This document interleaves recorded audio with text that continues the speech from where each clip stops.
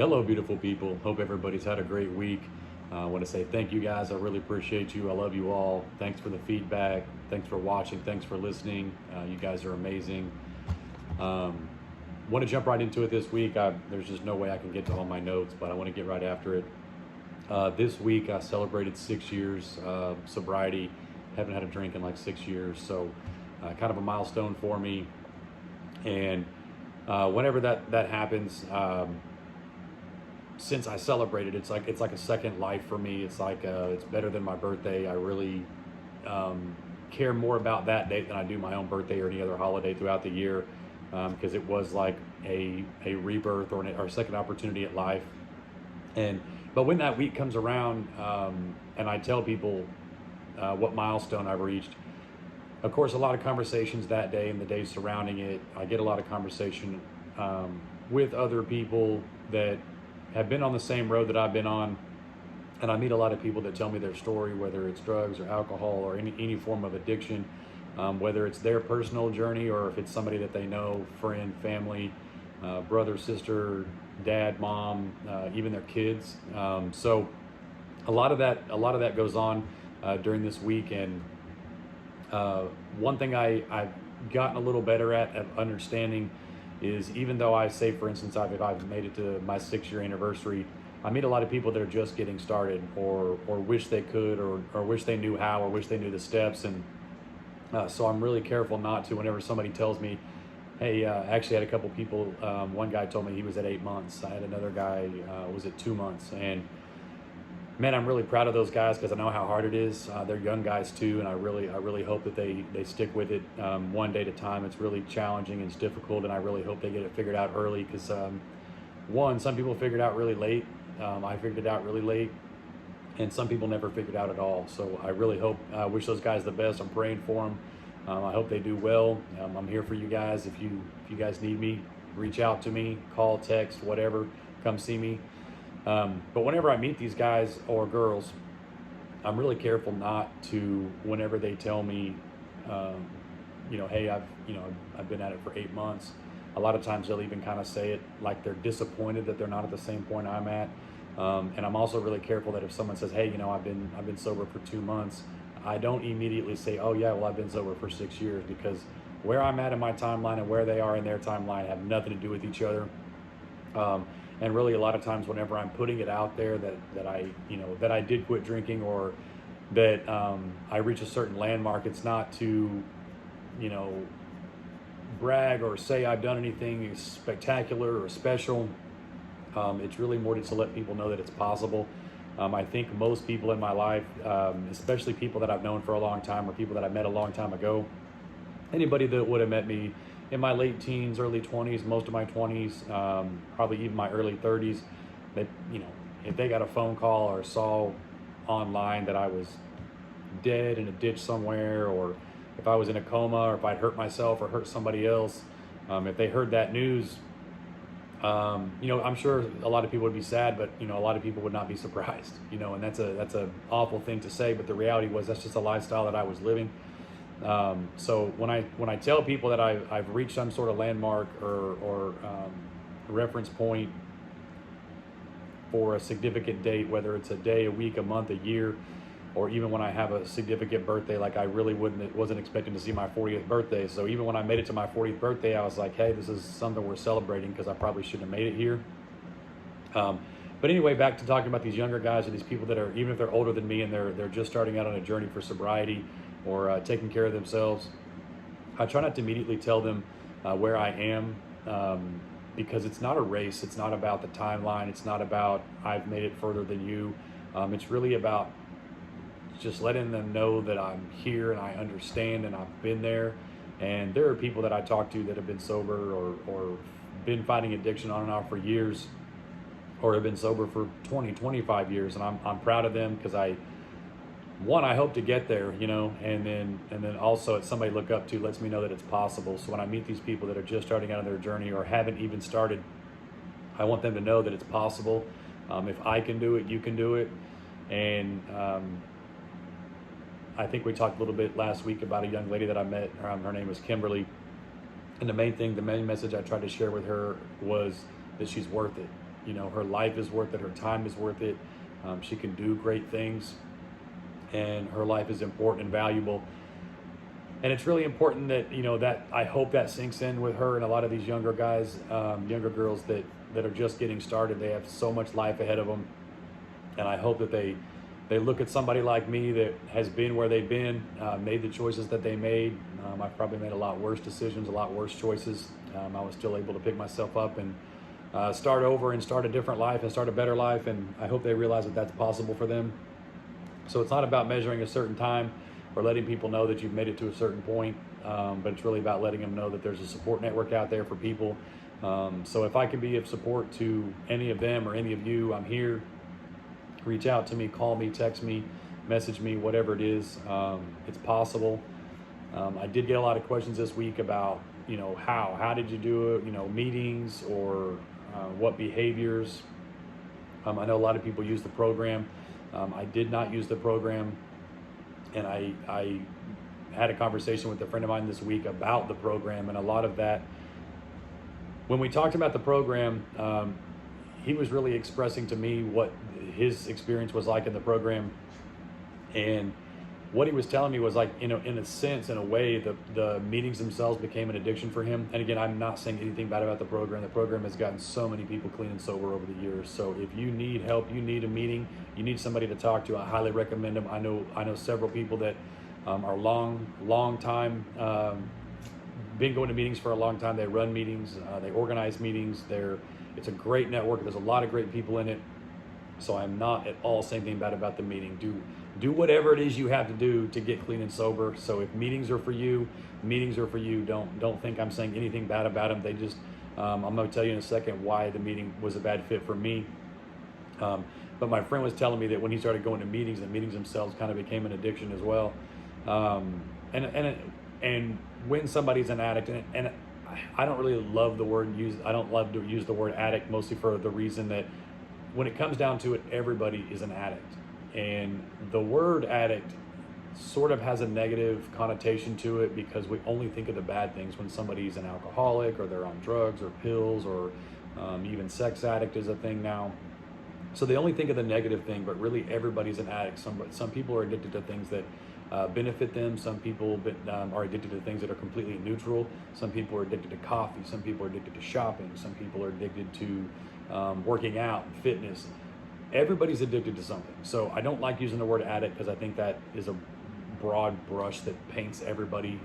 We just only like to talk about the ones that, the negative addictions that are detrimental to people. So I don't like using that word, but when my friend was telling me about replacing one addiction with another, I think anybody would do that.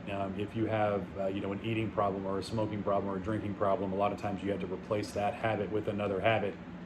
Hopefully one more productive and healthy and beneficial to you. And that's what I needed to do. I needed to replace some really bad habits and replace some really bad decision making with some better decision making. So that's what I needed to do. And my friend let me know that the meetings themselves kind of became an addiction, which was unhealthy for him. And like I said, do whatever you got to do to get sober. If meetings are for you, go. I highly recommend them. There's people there that support you. Again, people that have been doing it a long time and they can help you through this process.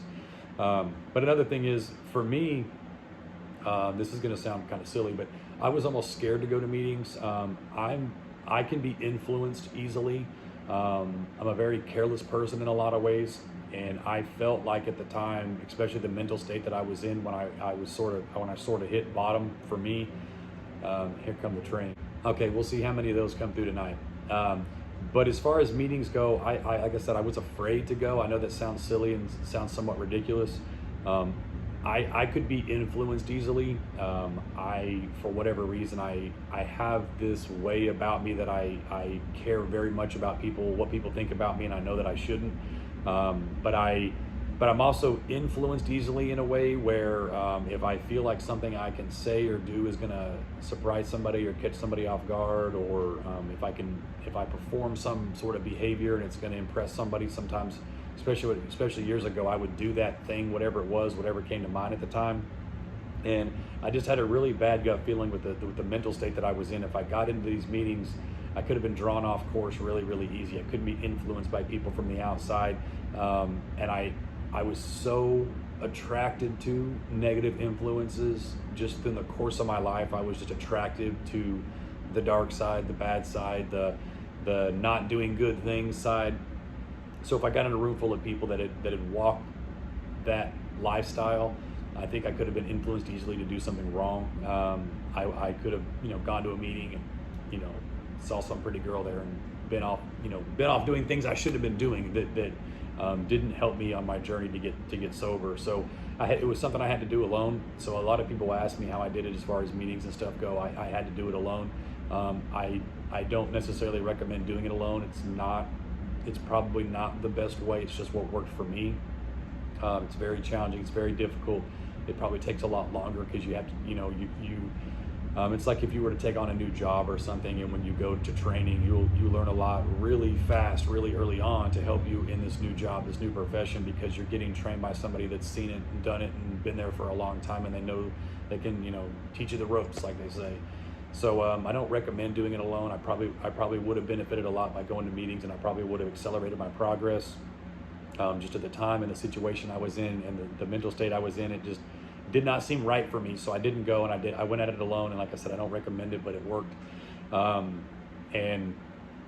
don't even know where I'm rambling at this point, but I just want you guys to know that there's help out there, whether it's a resource like a meeting, whether it's finding books, finding content online, whether it's a friend, family, there's help out there. It's not easy. Nobody said it's going to be easy. It is hard. It is difficult. One of the things I heard was, if you can stay sober for one day, you can stay sober every day for the rest of your life. So really, it's just about focusing on today. There were times where I had to focus, from hour to hour, because I had these habits built up in my mind and in my lifestyle that I just did certain things at certain days at certain times. So breaking those habits was really difficult for me. But like I said, whenever I celebrate an anniversary or I let people talk about my sobriety, it's not to pat myself on the back, it's to let people know that it's possible. If I can do it, anybody can do it. I shouldn't be here today. There's really no doubt about that. Anybody that's known me for a long time, especially when they know the things that I've done and the places that I've done it, definitely only by grace and mercy am I even still alive today. So every day's a blessing for me. And I want to be a resource for other people that are going through it, that want to solve their problems, that want to be better, that want to get healthy. There's somebody that I know, and he is the father of somebody that I know. But I worry about him because he's not healthy, and he's got his daughter, which is the person that I know, and her son, which is his grandson. And I'm worried about him because I want to pull him aside and I want to shake him and I want to slap him and be like, hey, dude, do you not realize that every day you do this to your body, you're taking days, weeks, months, years off the end of your life, years, you're giving up years of time with your daughter, you're giving up years of time with your grandson. And it hurts me to watch it, but I also know that I can't intervene. Like I said, I want to pull him aside, I want to slap him, I want to yell at him, but I know that's not going to do any good. He has to want to do it. He has to see it. He has to realize that what he's doing to himself is awful and horrible. And the only way to fix it is he's got to make a decision. He's got to make a change. And that's not generally going to come from somebody like me, because he's going to look at it like I'm talking down to him. And that's not at all where it's coming from. I want to help him. I want to see him healthy. I want to see him live as long as possible, because his daughter wants him in her life. And I know his grandson wants him in his life, and every day is going to matter. So when I talk about sobriety, it's not really about, like I said, patting myself on the back. It's about letting people know it's possible, and letting them know that I'm here for you. If I can be, let me know. If it's advice, I'll try to give it to you. I know I have a limited vocabulary and I ramble, and it's probably not very helpful, but I do want you to know that it's possible, and it's one day at a time. Whether tomorrow's day one or you're on year 25, you can do it. I'm proud of you. It's possible. And if I can do it, you can do it. So I hope you get after it. Your time is worth it. Your life is worth it. You're here for a purpose, and I hope you get after that pretty soon. One of the things that helped me get going in the right direction was, kind of come to the realization that I wanted to see something else come out of my life other than what I had achieved or done up until that point in my life. And I started looking online. Fortunately, we live in the age of the internet, so there's just lots of resources out there, information, people, there's books, there's lots of stuff. But I started looking on the internet. I didn't really like books. That's actually changed a lot now. I really like books. I read a lot. I do audiobooks. But prior to me falling in love with books, the internet was a great resource, and somebody that I found online that I found really interesting that broke down the message in a simple way to make it understand, because I'm not a real bright dude, so I have to have stuff broken down into small pieces so I can digest it, and I'm a little slow, so it helps that it's not somebody trying to shove information down you. It's somebody that can spell it out for you in simple terms. But anyway, the guy that I found online, he's passed away now, but his name is Jim Rohn, R-O-H-N, Jim Rohn. Lots of great content out there that he put out. It's all over, mostly YouTube, I guess is where I found it. But I highly recommend Jim Rohn even if you don't struggle with drugs and alcohol. So that's not really what his content is about. What his content is about is just being the best you can be, as far as living a quality lifestyle, taking care of yourself, taking care of your finances, just making yourself better in pretty much every way. And like I said, he does it in a very simple way, which again, I'm a simple person, so I gotta take the simple route. But one thing that he talked about that got my attention is he had a mentor, and when he was younger, I think he told the story that whenever he was in his 20s, he had a mentor that pulled him aside and was like, you know what, Jim, you need to make $1 million, and you need to make $1 million, not so that you will have $1 million, but because of what you will become in the process of earning $1 million. And he goes on to tell, the story and how all this happened. So I highly recommend you check it out, listen to it, watch it. But that lesson sort of stuck with me, and I was really curious about that. And I wondered if that sort of path was possible for somebody like me, doing what I was doing with my life, where I had been, where I had started. Is anything like this even remotely possible? So just to give you some background, for instance, when I started working in the workforce, because I actually had a job before the workforce, I'll tell you that story real quick in a second. But when I got into the workforce, I was 15 years old, and I think minimum wage at the time was like $5.15. So you got to work real hard, and you got to work a lot of hours to make $1 million if you're making $5.15 an hour, okay? So obviously that's impossible, and hopefully you understand that making $5.15 an hour, you're not going to be a millionaire anytime soon. But over the course of time, I had worked other jobs, I'd been in other fields, done other things. Oh yeah, real quick, I'll tell you the story. I got my first job. Man, the story's kind of long, but I'll make it short. I got my first job, I think I was 14. I stole my parents' car. Me and a buddy stole my parents' car, went and picked up his girlfriend and one of her friends, my girlfriend and one of her friends, and I wrecked our car and almost killed everybody in the car. But I got, thankfully everybody survived. That was probably I don't know, if cats have 9 lives, that was definitely one for me. But I almost killed myself and everybody in the car when I wrecked it. What happened after that was I got my first job because I wasn't old enough to work somewhere. I think I must have been 14 then. My stepdad owned his own company doing construction, so my very first job was working for my stepdad to repay for the car that I had stolen and wrecked.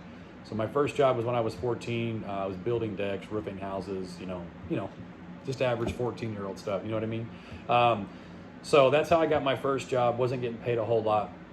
And then once I got the car paid off is when I got the regular full-time job. And at that time I was 15 and could work a couple hours before I turned 16 and work full-time. Anyway, when I started working at $5.15 an hour, obviously that's an impossibility to get to $1 million. You can't work enough days, you can't work enough hours. It's an impossibility. But over the course of several years, I worked in other industries, restaurants, working on cars, I worked in a nursery for a while. I worked at warehousing. Warehousing was something I did a lot.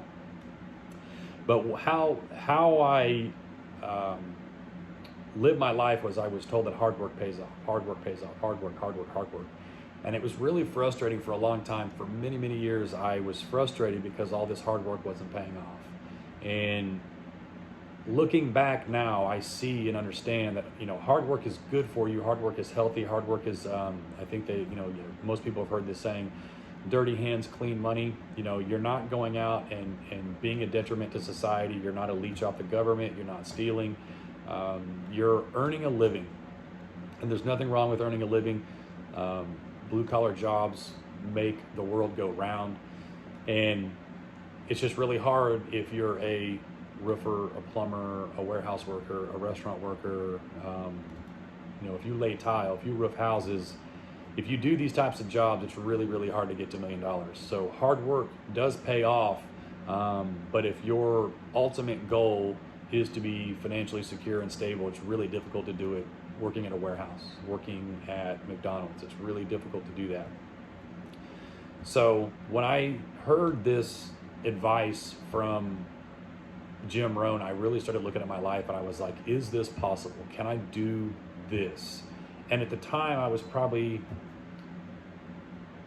I don't even really want to say what I was making, but it definitely wasn't enough to get to $1 million anytime soon. Okay, it was definitely better than $5.15 an hour, but I wasn't gonna get anywhere close to $1 million, right?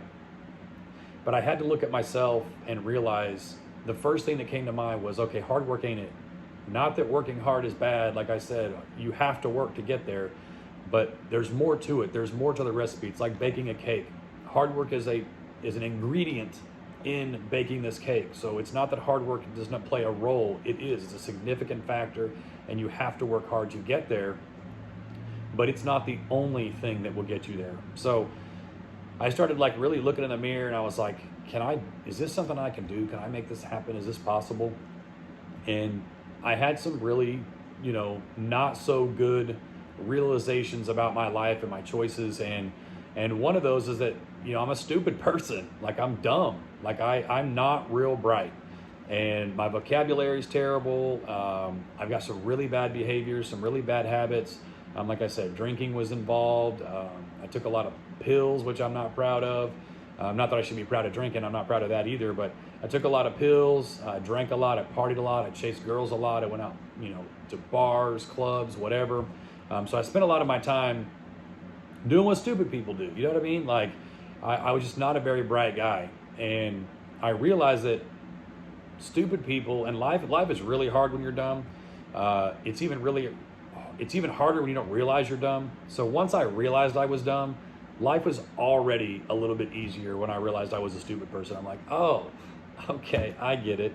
This is hard because I'm dumb. Ah, got it. Okay. So then I realized that there's actually a cure for stupidity. I could actually stop being stupid, and I couldn't just flip a switch and make that happen. I couldn't just go back in time and, do things differently.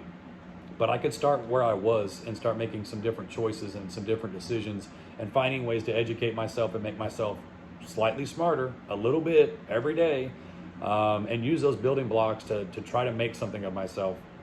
And that doesn't mean that I was complete garbage to start with. Pretty close, but not complete garbage to start with. But I had some raw materials. I just had to figure out how to use them. And like I said, I had to get a lot smarter because there aren't a lot of dumb people doing well for themselves. And that's just a reality. That doesn't mean that dumb people don't make it. Dumb people make it. They do. But that's like playing the lottery. If you're playing the lottery, you're just wishing and hoping. If you could just understand that you already won the lottery, okay? You're just not using your ticket properly. 100% I can guarantee you that. You won the lottery because you have this, and you have these, okay? So if you have these, and you have this, and you have this, you already have your winning lottery ticket, okay? It's just a matter of how you want to cash it in. It's not simple. It's not easy. It's not, nobody's just going to wire transfer you a bunch of money. It's not going to be that simple.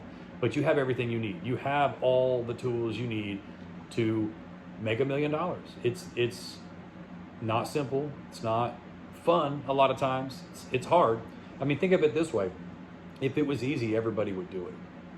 For a fact, if it was easy, everybody would do it. You know what I mean? So it's not supposed to be simple. It is hard, it is difficult, and it's even harder for stupid people like me. Like, I'm a dumb person, I get it. So it was really hard, but it's possible. And when you figure out that you're dumb and you realize that there's an answer, there's a solution for that, and you can fix that, I'll never fix it all the way. It's impossible. Like, I'm always going to be, my vocabulary is probably going to suck for the rest of my life. I work on it, but it's not good. I spent the first half of my adult life pretty much using 4-letter words. Like, I probably use 4-letter words way more than I use any other sort of vocab. So my vocabulary is very limited. My social skills are absolutely atrocious and terrible, like awful. But I had to look in the mirror and realize I was a dumb person, and there's a solution for that. And I started reading a lot. I started looking up stuff online, and I started like sort of just diving into. So I sort of gave up one of my addictions, and I say addictions, like I said, it's more about a habit. I just decided one day that, there's only 24 hours in the day.